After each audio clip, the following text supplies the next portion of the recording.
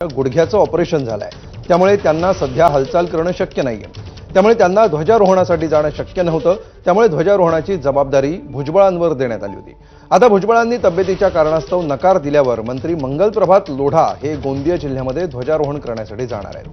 त्याचं शासनाकडून नव्यानं परिपत्रक जारी करण्यात आलंय.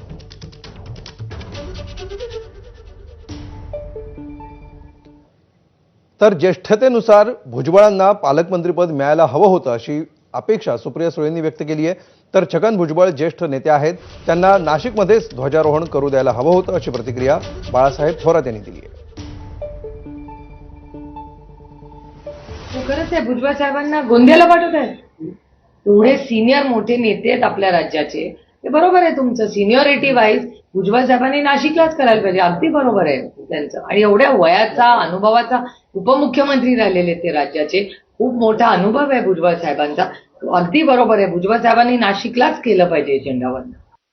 आता काय सांगायचं, छगन भुजबळ फार ज्येष्ठ नेते ते. खरं म्हणजे त्यांनी खूप सहन करतात असं मला वाटतं. त्यांनी एवढं सहन नाही केलं पाहिजे. काय कशा करता सहन करायचं त्यांनी एवढे अवहेलना शब्द वापरतो आपल्या या नेत्याची, नाशिकच्या नेत्याची एवढी अवहेलना तो सहन करतो, जनता नाही सहन करणार.